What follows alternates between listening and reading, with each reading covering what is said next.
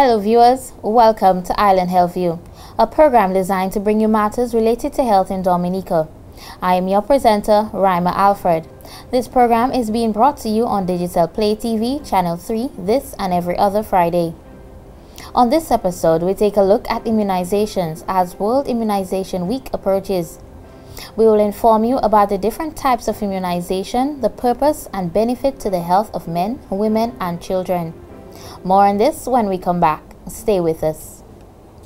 Accurate, dependable. We go where others have not gone before. We bring you in-depth reporting on the stories that matter. Tune in weeknights from 8:30 p.m. to 767 News, with repeats at 10:30 p.m. and 6 a.m. the following morning. 767 News, Dominica's #1 news source. Only on Digital Play TV, Channel 3.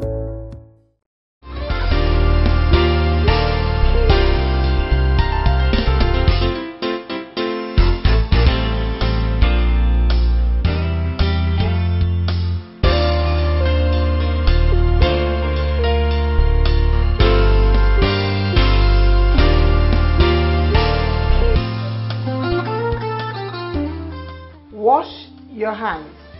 I am Adora Tuse, health educator from the Ministry of Health. Proper hand washing protects against the spread of many common illnesses and germs. Wash your hands often with soap and water, or you may use a hand sanitizer. Remember, clean hands save lives. Protect yourself. A message from the Health Promotion of the Ministry of Health.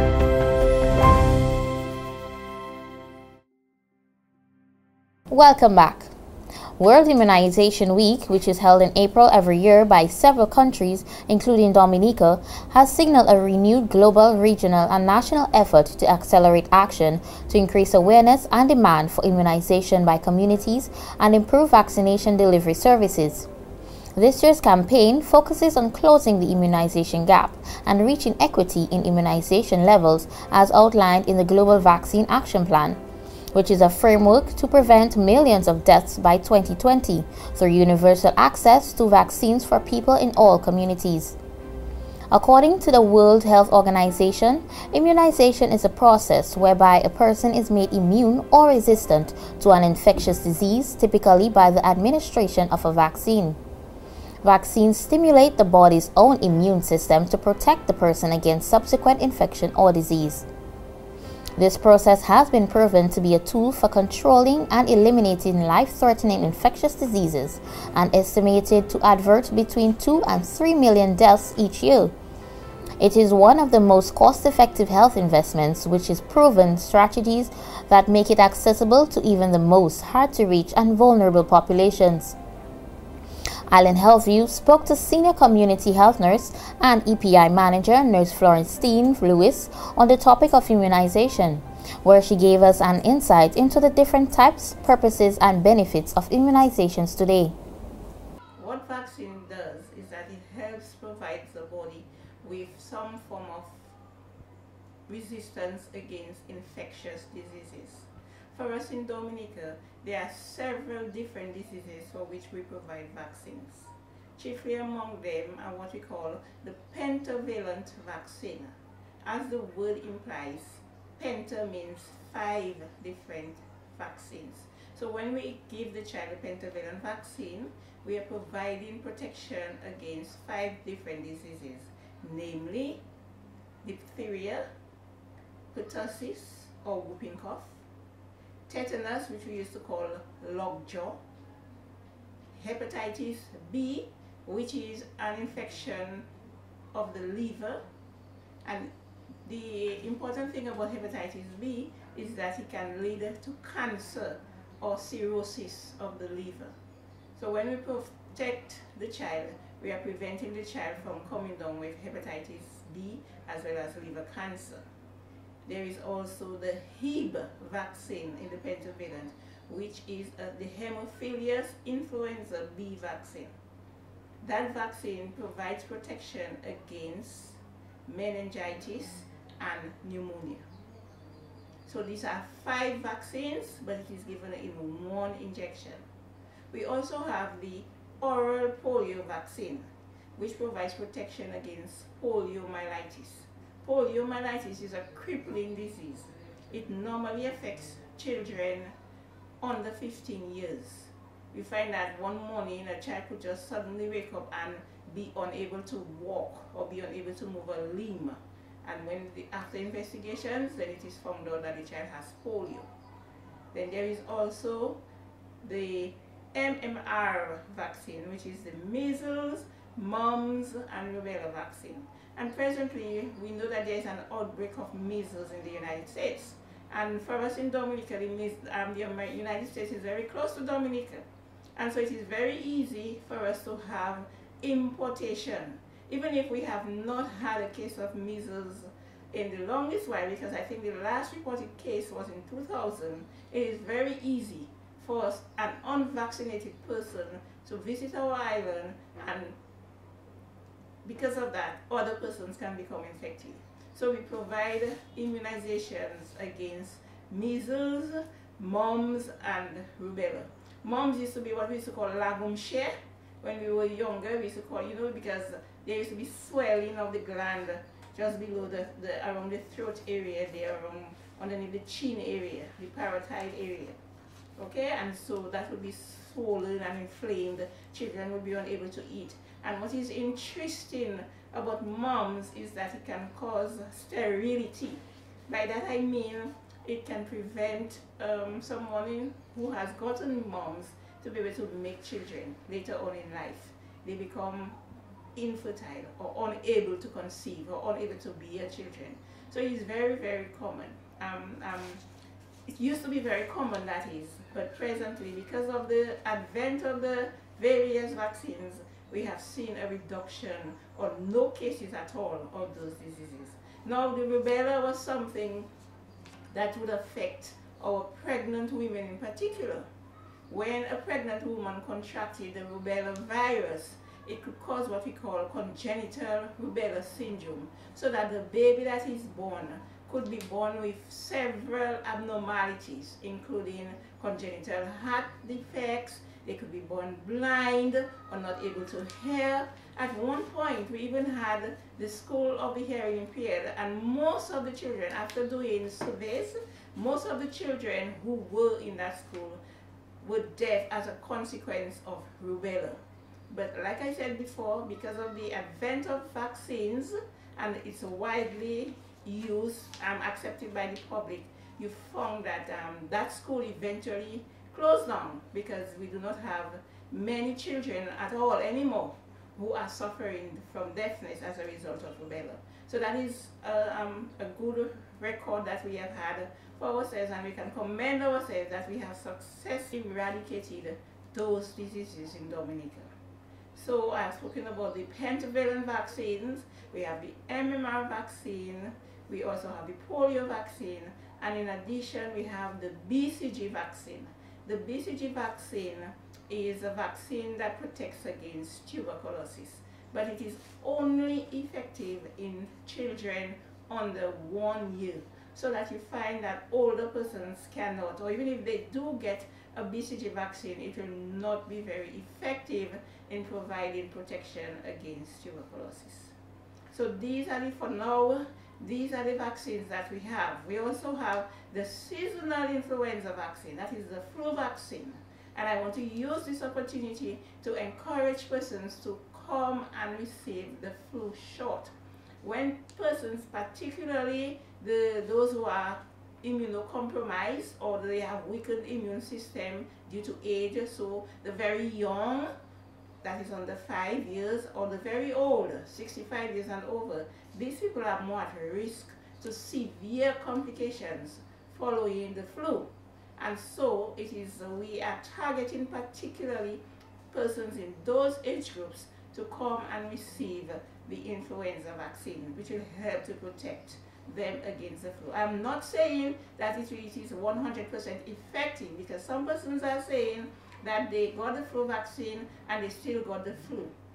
Research has proven that yes, the flu, persons can still get the flu after receiving the vaccine, because there might be other strains of the flu that was not covered in the vaccine. Because every year you will recognize that the flu viruses, they change, they mutate, so that the same virus is circulating this year may not be what is circulating necessarily next year.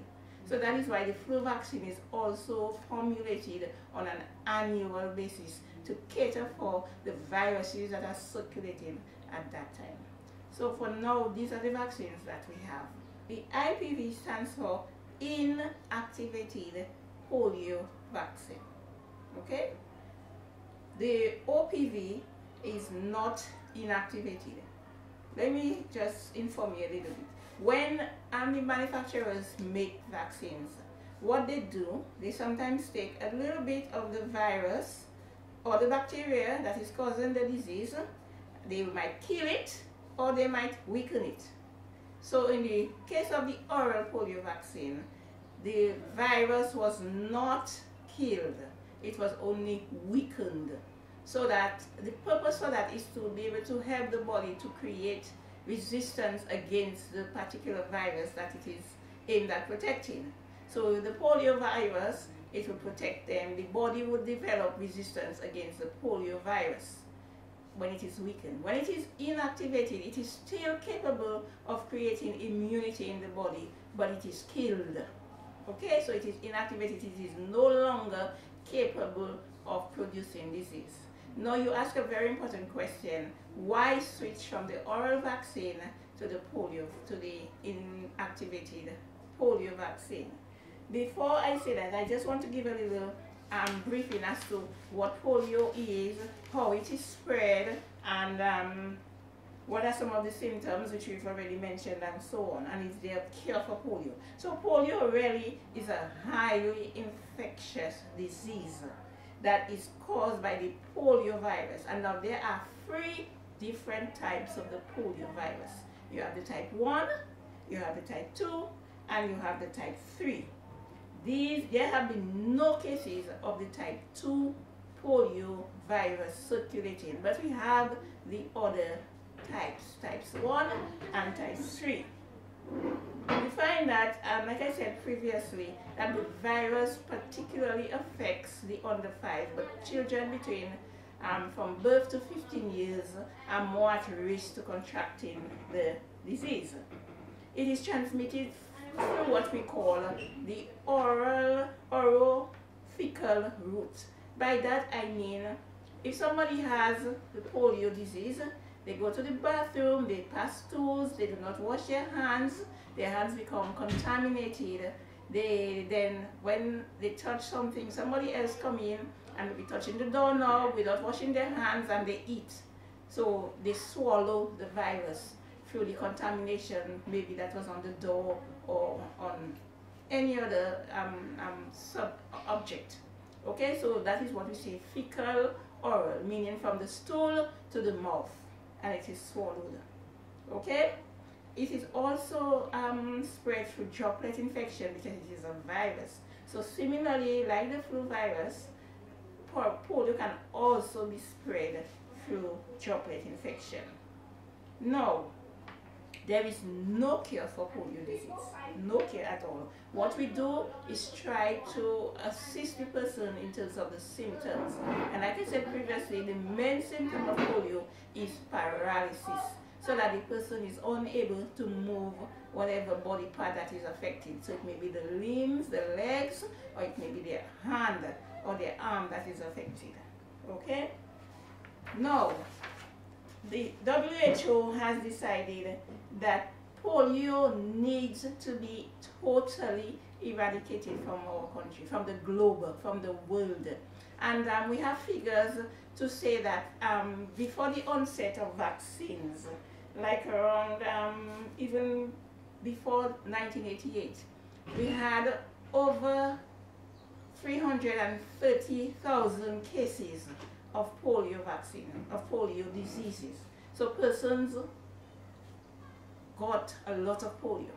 However, after the advent of the vaccines, the cases drastically dropped. So presently, as of 2014, we had about 465 cases only of polio in the world.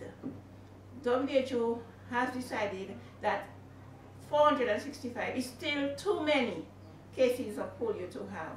And one of the reasons why we still have some polio is that the oral polio vaccine has a very small ability to cause disease. Remember I said initially that it was a weakened form of polio that was used to create the vaccine.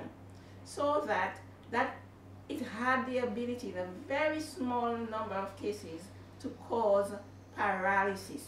We call it vaccine-derived paralytic poliomyelitis. It seems big, but it just simply means that the vaccine had a little bit of the ability to cause disease. So because of that, and because we want to eradicate polio from the world, we have to introduce the inactivated polio vaccine. So you understand the reason now, okay? It's because we don't want any more cases of polio, whether be it from the wild polio virus that's circulating or whether be it from the vaccine. So they have decided that that oral polio vaccine should be totally removed from the market, and IPV, or the inactivated polio virus vaccine, be used instead. But it will happen in a phase-by-phase process, so that we are not going to remove it totally from the market presently, because if we do so, then we're going to create a void and we're going to have our children exposed to the polio virus. And so we will continue to use the oral polio vaccine for a little while longer, but in addition, the person will be getting the inactivated polio virus vaccine. During vaccination week this year, we will be focusing on educating the public on the IPV. So we'll be doing quite some radio discussions on the vaccine. We also will be having sessions at our various health centers and various health districts on the IPV and the other vaccines available. Also, some of the districts, like the St. Joseph Health District, will be hosting a workshop for parents. That workshop will focus not only on immunizations, but it will also focus on breastfeeding. The Castigos Health District will be organizing what they call a Baby Appreciation Day, where parents will take the babies to the health center, and babies who meet a particular criteria, not a fact baby to say, we're not looking at that. We're looking at a baby that is fully immunized, for example, maybe exclusively breastfed for 6 months, and so on. So some of these criteria, a baby whose parents consistently keep the vaccination appointments to come to clinic, and so on. And so they will be appreciating those babies and those parents on that day. Some of the health districts want to do what we call a catch-up campaign, where they go to their communities, especially the areas where the coverages have been low in some of the vaccines. So for example, the Marigot Health District will be doing a mini campaign where they focus on immunizing persons who have defaulted, or persons who have not kept their appointments and have not completed their immunization schedule. Some of the areas also want to go to their schools and immunize the school children, because you know at grade 6 we also always give the vaccine against diphtheria and tetanus. It's a booster shot from what the child had as a baby. So these are some of the activities that we'll be having during that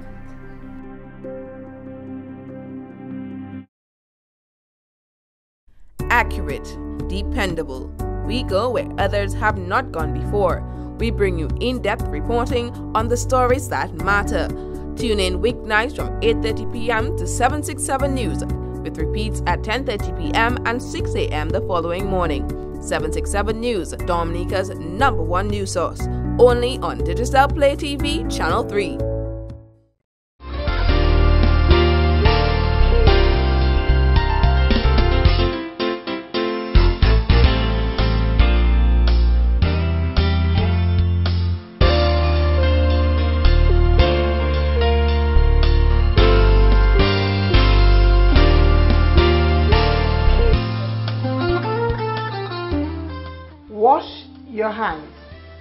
am Adora Tuse, health educator from the Ministry of Health. Proper hand washing protects against the spread of many common illnesses and germs. Wash your hands often with soap and water, or you may use a hand sanitizer.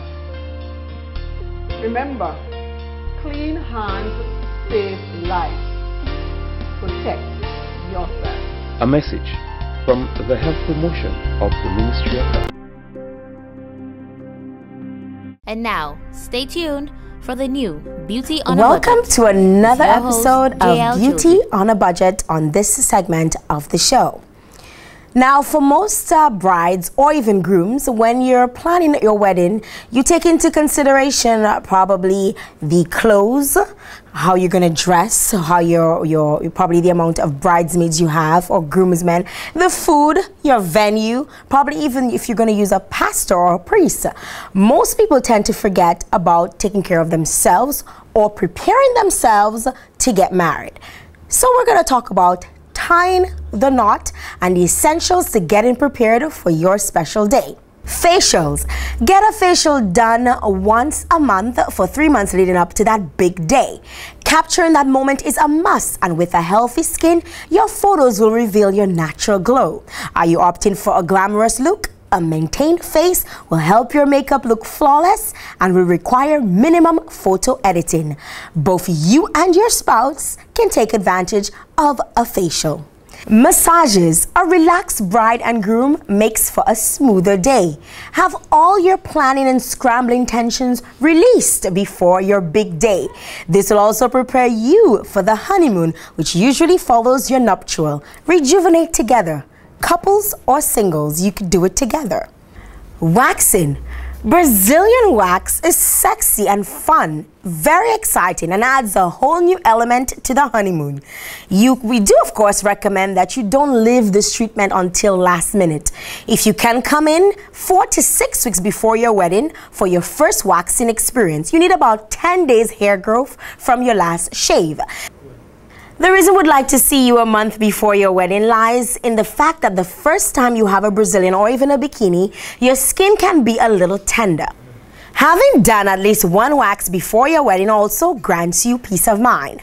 You know now what to expect. Schedule your second or your third wedding wax 2 to 3 days or even 4 days before the wedding. Also available, or you can consider, are full legs, underarms, arms, and your tummy. Now, we come to what all women love or all women look forward to are their eyebrows. Stop whatever you're doing 5 months before your wedding and let your brows grow in for 4 weeks. After 4 weeks of seeing where you are or where your shortcomings are, schedule 3 shapings 6 weeks apart. The first gets you on track and the second helps to solidify the shape. By the third shaping, 2 days before the wedding, you'll be in a great place. You can opt for threading or even waxing your brows. Your nails. Like most facets of the wedding day, having a beautiful set of nails requires planning. You just can't decide to do it, get up one day and say, okay, before my wedding, I'm gonna do it and it'll be perfect. Especially if you are a biter. Instead, start getting weekly manicures about 3 months before your wedding day to get your hands in top form. A healthy option for your nails are gel nails, which help prevent nail breakage while keeping your nails hydrated, unlike acrylics.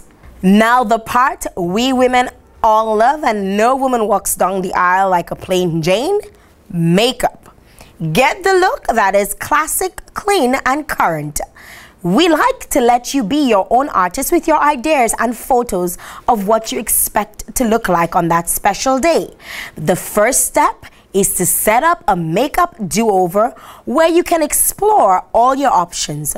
You can choose to include your bridal party in this. On your nuptial day, you will look as stunning as you would like or as you anticipated and walk down the aisle in radiance. Welcome back. Immunization is widely recognized as one of the most successful and cost-effective health interventions.